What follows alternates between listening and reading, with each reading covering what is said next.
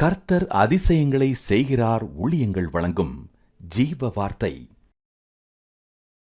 இந்த நாளுக்காக இயேசப்பாவுக்கு நன்றி செலுத்துகிறேன். உங்களை வாழ்த்துகிறேன். ஒவ்வொரு நாளும் அவருடைய புதிய கிருபை நம்மை தேற்றி கொண்டு வருகிறது, அரவணைத்து கொண்டிருக்கிறது. ஒவ்வொரு நாளும் புதிய வாக்குத்தத்தங்களை கொடுக்கிறார். அதிகாலை தோறும் அவருடைய கிருபை புதிதாக இருக்கிறது. ஒவ்வொரு நாளும் தன்னுடைய ஜனங்களுக்கு புதிய மன்னாவை கொடுத்தவர், புதிய வாக்குத்தத்தங்கள், புதிய ஆசீர்வாதங்களை தருகிறவர். அவர் இன்றைக்கு உங்களோடு பேசப் போகிறார். ஜீவ வார்த்தை உங்களுக்கு அனுப்பப் போகிறார். பிறந்த நாளை காண்கிற அனைவரையும் இயேசுவின் நாமத்தில் வாழ்த்துகிறேன். திருமண நாளை காண்கிற குடும்பங்களை வாழ்த்துகிறேன். கர்த்தர் பெரிய காரியங்களை செய்வார். இன்றைக்கு ஜீவ வார்த்தைக்காய் தெரிந்து கொண்ட வேத வசனத்தை வாசிக்க கேட்போமா?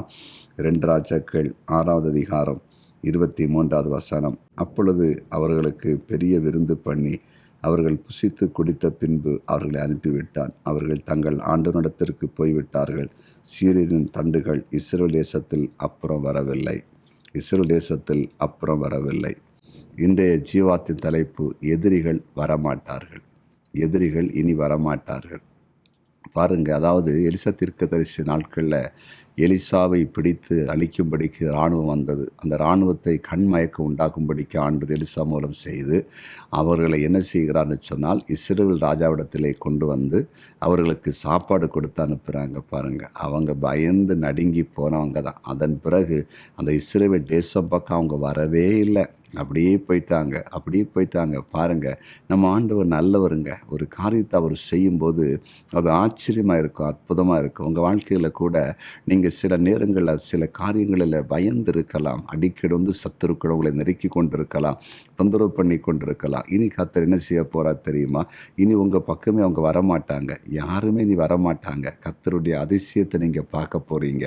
ஏன்னா ஆண்டவர் அப்படிப்பட்ட கிரியை நடப்பிப்பார். ஏன்னா உங்களுக்கு கண் மயக்கத்தை உண்டாக்கி எதிரிகள், அதாவது இஸ்ரவேல் மக்கள் சீரியர்களுக்கு எதிரிகள், அந்த இடத்துல கொண்டு வந்து கண்ணை திறந்து சாப்பாடு கொடுத்தாருன்னா அவங்க நினச்சி பார்த்துருக்க மாட்டாங்கல்ல. அந்த இஸ்ரவேல் ராஜா எலிசாட்ட கேட்டார், இவங்களெல்லாம் வெட்டி போடட்டுமான்னு கேட்டார். ஆனால் இவர் சொன்னார், இல்லை, வெட்டக்கூடாது, கொலை செய்ய வேண்டாம், சாப்பாடு கொடுத்து அனுப்போம். இனி பயந்து வரமாட்டாங்க. ஆண்டவர் இங்கே கூட இருக்கிறாரு. இந்த இப்படிப்பட்ட காரியம் நடக்குதுன்னா தேவன் இங்கே கூட இருக்க நம்ம உணரட்டும் என்று சொல்லி அந்த காரியத்தை செய்து அனுப்புகிறாங்க. அப்புறம் அந்த பக்கமே வரலையா? இன்னைக்கு கர்த்தர் உங்களோடு பேசி கொண்டிருக்கிறார். இனி சத்துருக்குன்னு வரமாட்டாங்க, பிசாசும் வரமாட்டான், உங்கள் வீட்டு பக்கம் வரமாட்டான், உங்கள் குடும்பத்தின் பக்கம் வரமாட்டான்.